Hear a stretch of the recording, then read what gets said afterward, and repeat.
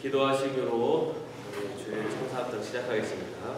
하나님 감사합니다. 오늘 저희 전으로 저희를 불러주시고 오늘 이 시간에 또한 주님 우리들의 신앙의 모습을 다시 한번 돌아볼 수 있는 귀한 시간을 갖게 해주심을 감사합니다.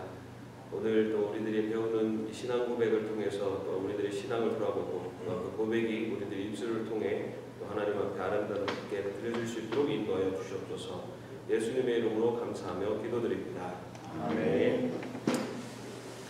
한 주간 잘 지내셨습니까? 날씨가 또 싸늘해졌습니다.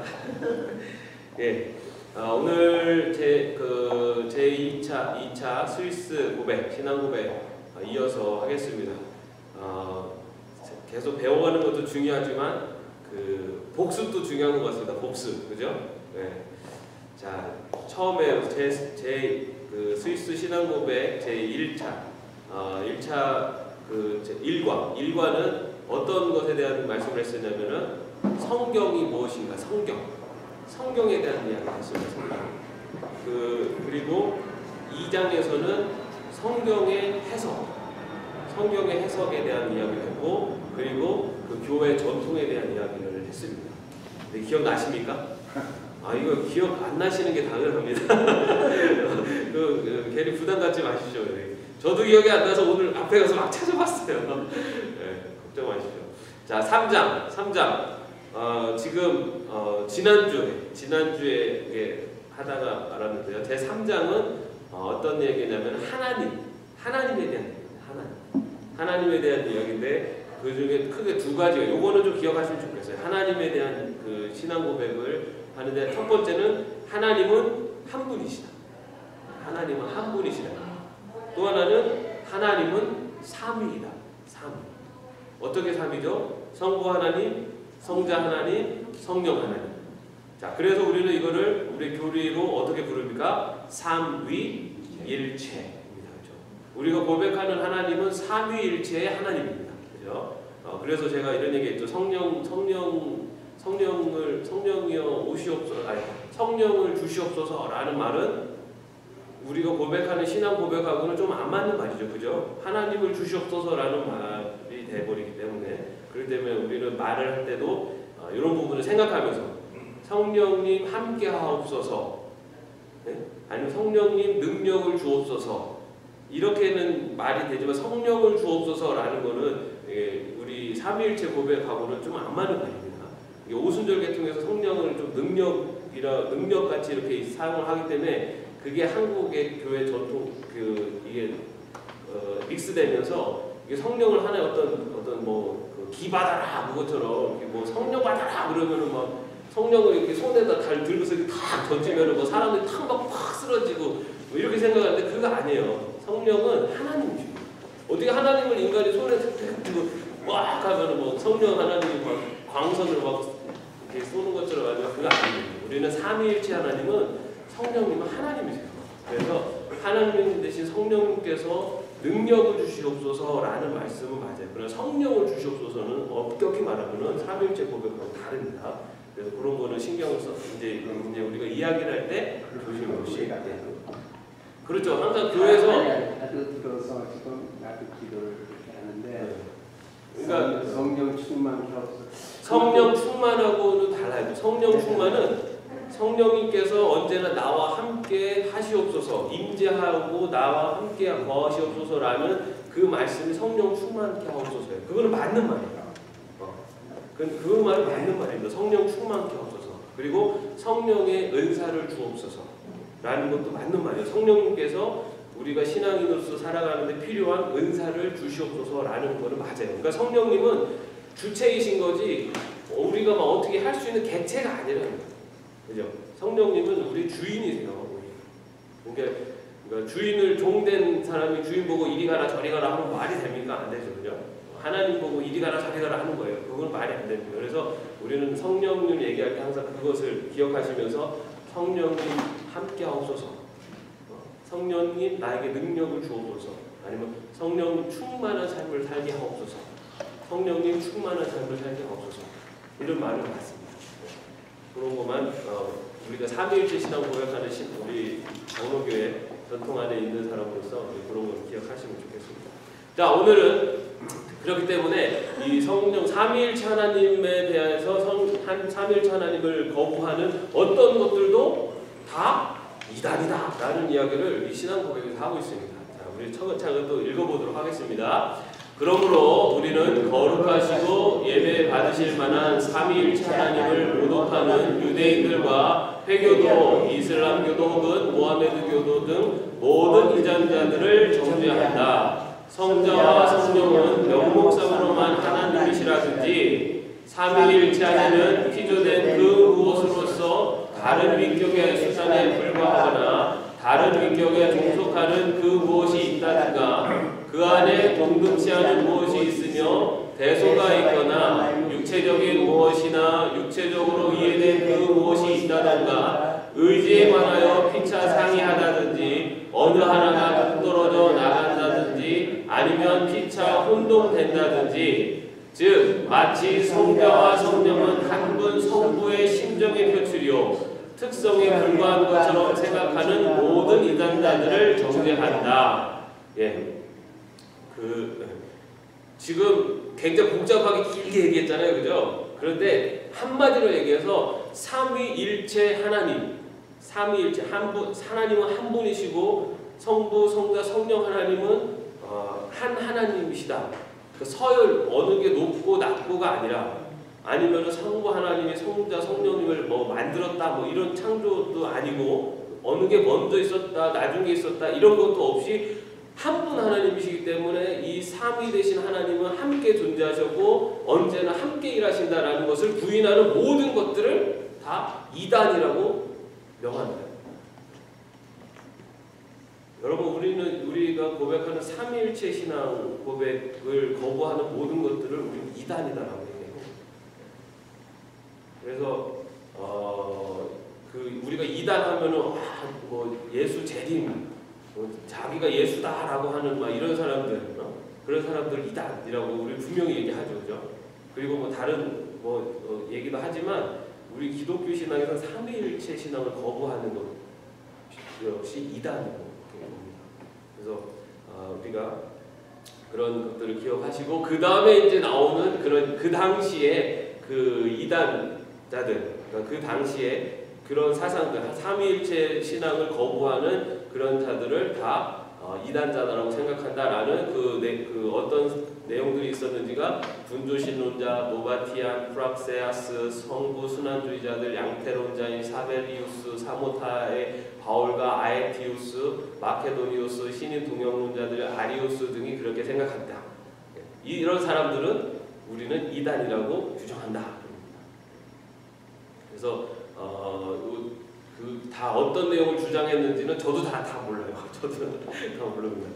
그러나 이런 그 당시에 중요한 거는 삼위일체 하나님에 대한 신앙을 거부하는 것, 그것을 인정하지 않는 것들을 다 이단으로 한다라는 것이 스위스 신앙 고백의 하나님에 대한 고백의 마지막 부분에 이렇게 정리되고 있습니다.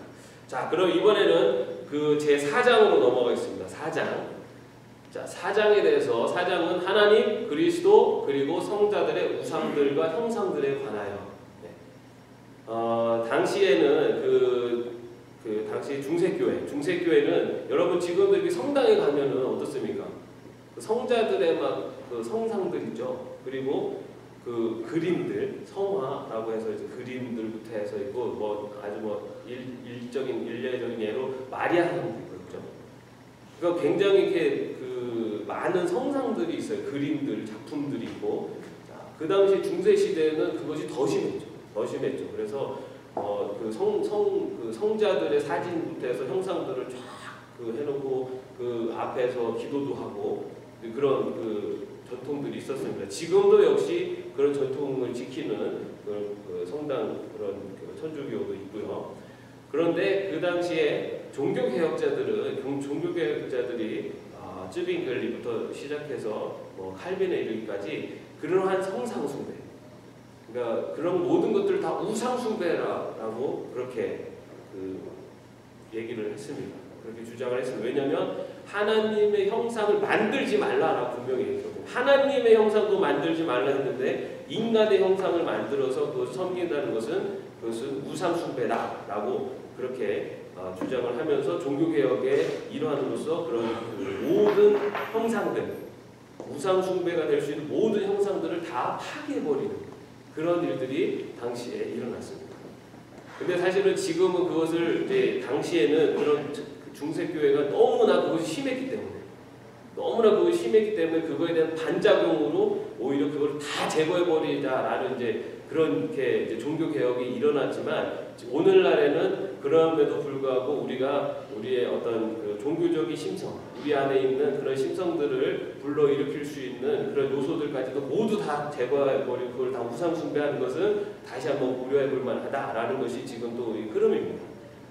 어느 정도였냐면 제가 지난주에 말씀드렸지만 쯔빙글리 같은 경우는 교회에서 음악, 악기조차 못하게 했어요. 아무것도. 그 악기까지도 못하게 할 정도로. 왜냐면 오르겐 그 자체도 하나님 말씀 중심이 돼야 되는데 그것들이 이제 하나의 또 그 장애물이다 해가지고 쯔빙글리가 다 피아노로 치고 다 하는 사람이었음에도 불구하고 음악 자체도 아주 금기하는 그 정도까지 아주 강력하게 하는 종교 개혁자들도 있었습니다. 근데 그것은 그 당시에 그 로마 교회 그 천주교가 너무나 형상 숭배가 너무나 심각했기 때문에 그것이 거의 하나님께 기도한다기보다는 그 세인트 앞에 가서 기도를 하는 그런 모습들을 보면서 그 반작용으로 나타나는 것이 그 모든 것들을 다 파괴해버리는 것까지 나왔습니다. 그거에 대한 신앙 고백입니다. 자, 먼저 하나님의 형상들 함께 읽겠습니다. 하나님은 영으로서 본질상 가시적이 아니요 광대불변하시기 때문에 예술이나 형상에 의하여 표현될 수 없다. 이러한 이유에서 우리는 하나님에 대한 모든 형상들은 허상에 지나지 않는다고 하는 사실을 성경과 더불어 거침없이 말할 수 있다. 그러므로 우리는 이방인들의 우상들뿐만 아니라 그리스도인들의 형상들까지 배격한다. 자, 그리스도의 형상들입니다. 자, 그리스도의 형상들 함께 읽겠습니다. 그리스도께서 성육신하신 것이 사실이지만 조각가나 화가의 모델이 되시기 위하여 그렇게 인간의 형상을 입으신 것은 아니다. 그는 율법과 선지자를 폐하러 온 것이 아니라고 하셨다. 그런데 율법과 선지자들은 형상들을 금지하였다. 자, 분명히 성 11조에도 형상 만드는 것에 대해서 금지를 했습니다. 그죠? 자, 그 하나님 예수님이 오셔서 율법을 폐기하셨다라고 오신 게 아니라 율법을 완성하셨답니다. 그죠? 율법을 없애버리신 게 아니에요. 예수님이 오셔서 율법을 없애버리신 게 아니라 율법의 완성을 이루신 겁니다. 그렇기 때문에 11조의 그 모든 것의 완성을 이뤄내신 분이 예수님이신 겁니다. 그렇기 때문에 그 율법을 버려야 될 것이 아니라는 거죠. 버려야 될 것이 아닙니다. 그 율법 안에서는 우상 숭배를 금기하는 내용이 분명히 있습니다. 우리가 알고 있는 11조에도 있고요. 그런 내용들을 폐기하는 것이 아니다. 그 얘기를 지금 하고 있습니다.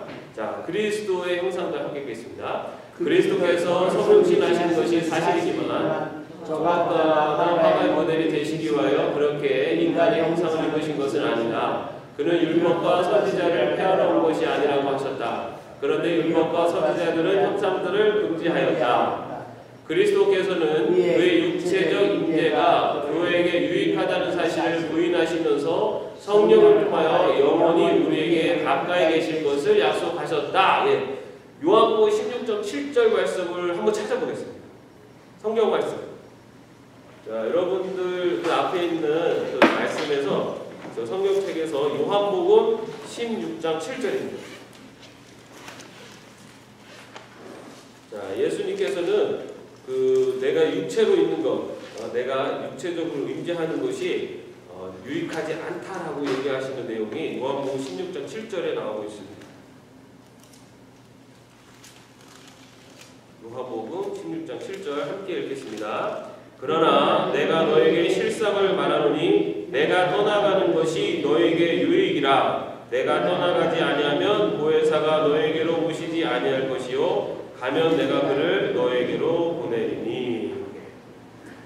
자, 너에게 유익한 예수님께서 떠나는 것이 유익하다라고 하시면서 그러면서 성령님을 우리에게 보내주시겠다라는 약속을 하십니다.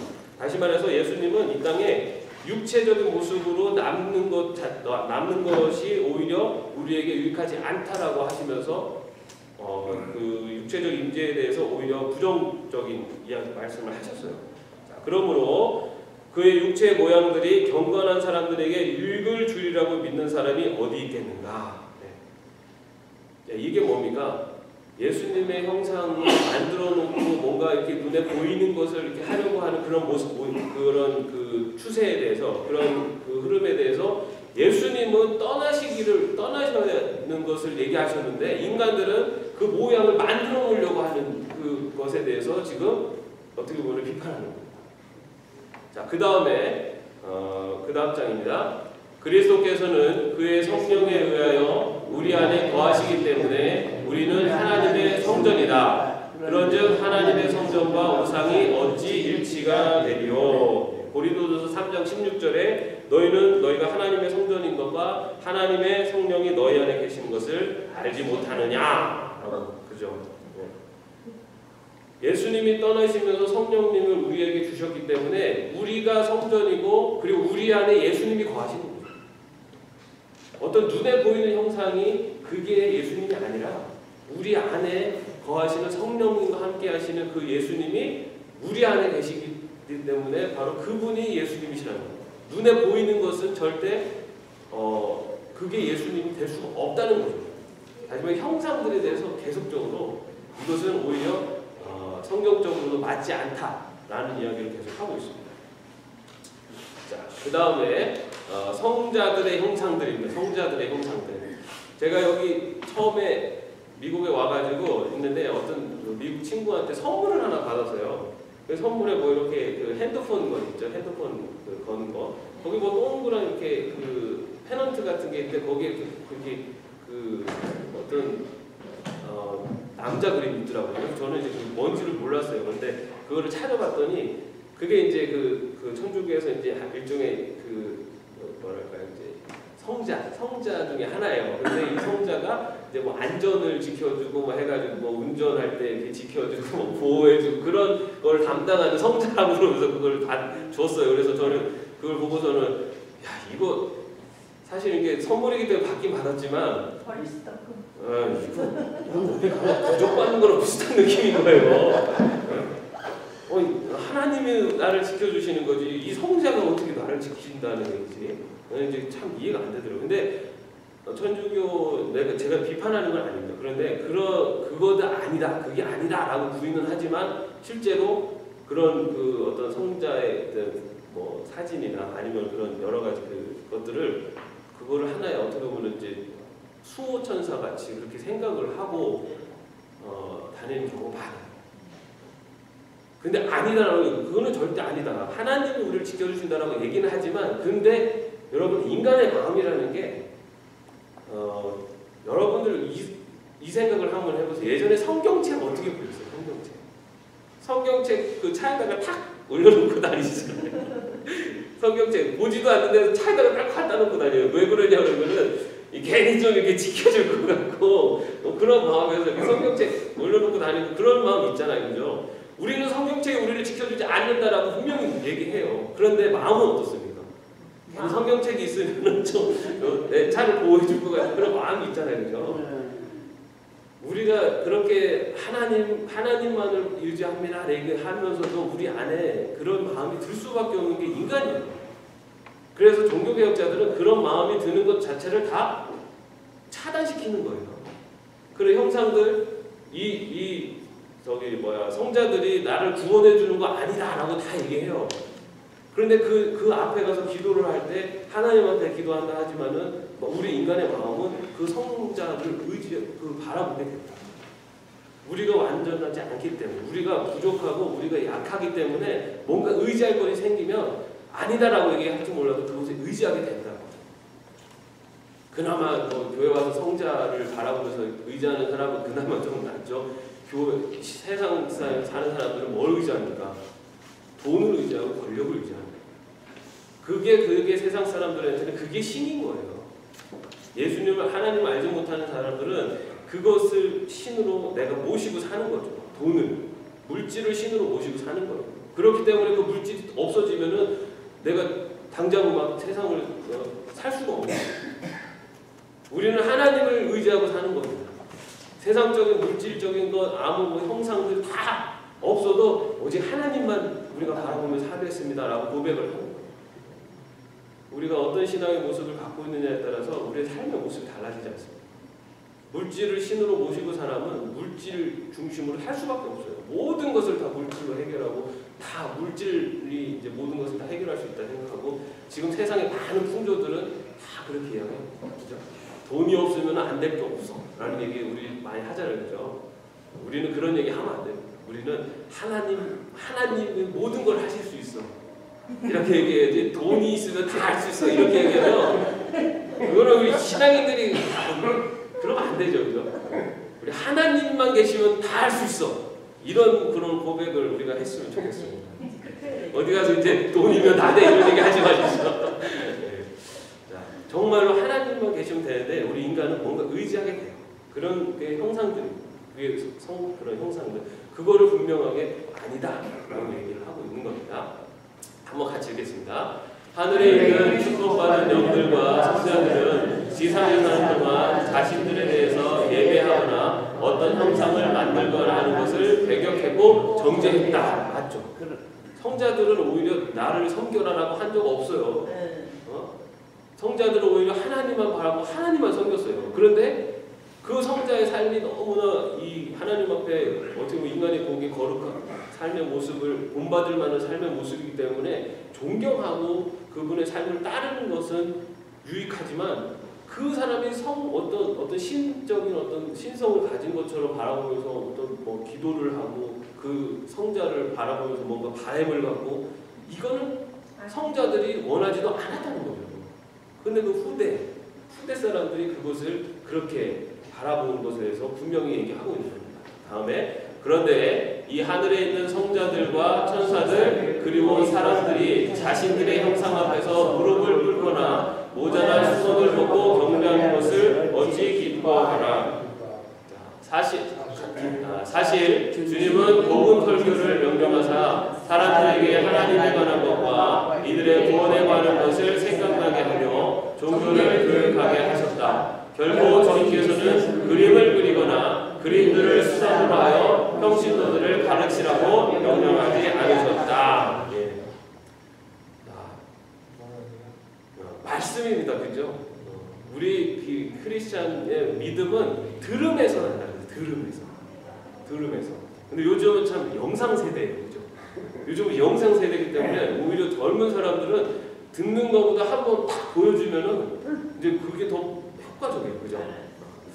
그래서 이 당시에는 사실 뭐 영상이라는 게 이렇게까지 우리 삶에 이렇게 친근하고 가까이 있지 않았기 때문에 이런 형상, 숭상, 뭐 성화들 뭐 이런 것들을 보고 이제 그걸 가지고 막 그걸 높여드리고 형상을 보고 높여드리고 했지만 지금은 이제 이 다른 보이는 것들이 있는데 근데 여러분 오히려 사단은 굉장히 익숙한 그곳을 통해서 우리들의 정신 세계를 그리고 우리들의 영적인 세계를 침투해 옵니다. 그죠? 여러분들 다 스마트폰 많이 보시잖아요. 그죠? 스마트폰 보면은 뭐 내가 원하든 원치 않든 막 광고도 뜨고 뭐 잘못 누르면은 이상한 영상도 나오고 막 그리고 괜히 막 누가 보냈다고 탁 눌렀는데 그 이상한 광고 뜨고 막 그러잖아요. 그죠? 여러분 요즘 젊은 세대들은요 자기가 맘만 먹으면은 음란물들을 어디서도 볼 수 있어요. 그죠? 요즘 다 볼 수 있어요, 여러분. 그만큼 컴퓨터, 인터넷 이 세계가 너무나 친숙해져 있기 때문에 자, 그런 것들을 통해서 사실은 우리들 세상적인 그 가치랑 기준들이 우리 안에 막 들어옵니다. 그렇기 때문에 우리가요 오히려 지금이 더 영적으로 깨어 있지 않으면요 그냥 분별함 없이 세상적인 것들을 막 받아들여요. 뭔가 물질을 위해서 성공을 위해서 막 암투를 하고 막 싸우다가 결과적으로 그것을 탁 얻어내는 그런 드라마. 불륜을 하는데 불륜은 당연한데 그거 안에서 뭔가 이렇게 진정한 사랑을 찾는 것처럼 막 조장되어지는 그런 영화들, 드라마. 제가 영화보다 드라마를 봤어요. 여러분 그런 거 보면서 막 재밌잖아요. 아우 저거 어떻게 그 다음에 어떻게 되는 거 궁금하고. 근데 여러분 우리 안에 모르게 그런 그 가정에 대한 가치 기준들 그리고 세상에서 물질이나 성공에 대한 가치 기준들이 우리 안에 우리가 영향을 받고 있다. 그런 것들. 근데 그런 것들을 분별할 수 있는 기준이 뭡니까? 말씀이에요. 말씀. 그죠? 말씀인데 말씀에 대해서 우리가 정확하게 기준을 세우고 그것에 대해서 나 자신을 세우지 않은 상태에서 그런데 노출돼 버리면 그 풍조에 흘러갈 수밖에 없어요. 우리도 사실은 많은 부분 그렇게 영향을 지금까지 많이 받아왔어요. 그래서 돈이면 다다 이게 크리스찬한테도 그게 돈이에요. 그리고 그 돈을 주시는 분이 하나님이시다. 이렇게 우리가 신앙을 본다. 아니잖아요. 그렇죠? 하나님은 돈을 주시는 분이 아니에요. 돈을 줘가지고 세상에서 모든 걸 다 하라는 거 하시는 분이 아니라고. 오히려 하나님은요, 이 물질, 이 만모니즘이라고 하잖아요. 그죠? 물질주의.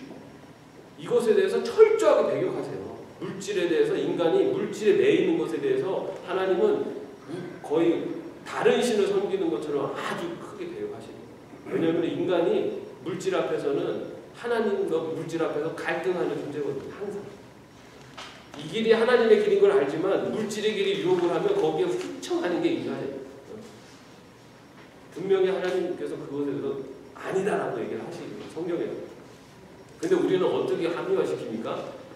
하나님이 물질을 주셔서 그 물질 갖고 세상을 누려라 라고 얘기했다라고 하면서 축복, 복 받아라 하는데 다 돈 벌어라, 잘 되라. 이게 우리한테는 그게 막 익숙하고 그게 복이라고 생각을 합니다. 근데 전혀 아니에요. 성경에서 얘기하는 복은요, 하나님이 함께 하신다는 것을 고백하고 그 하나님이 내가 함께 하신다는 걸 믿고 나아가는 삶이 복된 삶입니다. 그 삶 속이 그 삶을 살 때 어려울 수도 있어요. 아플 수도 있고. 그럼에도 불구하고 내가 하나님이 내 하나님이시고 나는 하나님만 바라봅니다. 나는 그 믿음이 흔들리지 않고 나가는 삶이 그게 바로 복받은 삶입니다. 그런 길을 걸어갈 때 하나님께서 우리들에게 필요한 것들을 채워주신다는 거죠. 그 길을 걸어갈 때 필요한 것들을 채워주신다는 거죠. 그게 하나님의 나라 의를 구하는 삶 아닙니까? 그러면 이 모든 것을 너에게 더하시리라. 하나님이 나와 함께 하신다는 그 믿음이 흔들림없이 나가는 것이 그게 복된 삶입니다. 그 마음을 갖고 살아가면 그 믿음을 갖고 살아가면 세상의 어떤 유혹들 앞에서도 우리가 흔들리지 않을 수 있다. 그런데 문제는 뭡니까? 그 하나님이 누구신지를 잘 몰라요. 성부, 성자, 성령 하나님, 그 하나님이 누구신지, 어떤 분이시고 정말 이 세상에 어떻게 나를 사랑하셨고 이 세상을 어떻게 운행을 하시고 내 삶 속에 어떻게 찾아오셨고 나의 삶 속에 어떤 영향을 끼치고 내가 어떻게 그분의 품 안에 있는지를 내가 잘 몰라요. 그냥 감으로 알아요. 계신다라는 믿음으로만 믿는 거 이게 중요해라고 그냥 믿고만 하는데 여러분 믿는 거 중요하죠. 그런데 그 믿음이요 더 깊어지려면 내가 그 하나님을 내가 믿는 그 하나님이 누구신지 알아야 되고 그분이 나의 삶 속에 어떻게 영향을 끼치고 계시는지 그걸 알면은 그 믿음이 더 깊어집니다.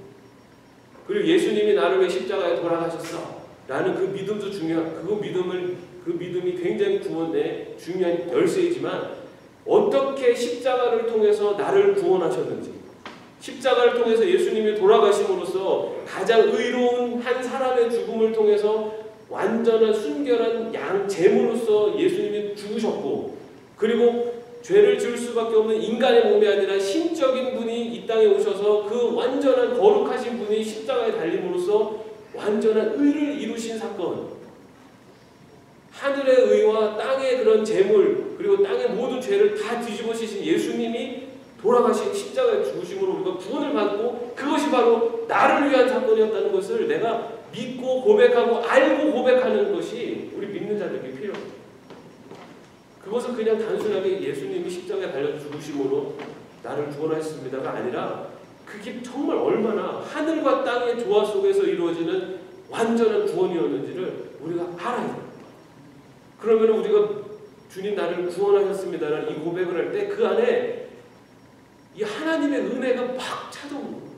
어떻게 하나님이 나를 사랑하셨는지, 어떻게 무한한 이 하나님이 유한한 인간에게 찾아오셨는지, 그 하나님이 어떻게 나를 사랑하셨는지가 그 안에서 더 큰 믿음이 있고 고백이 있다. 하나님을 알아가야 돼. 하나님을 알아가야 돼. 그냥 가만히 앉아서 하나님 나에게 알려주십시오가 아니라 내가 하나님을 알아가.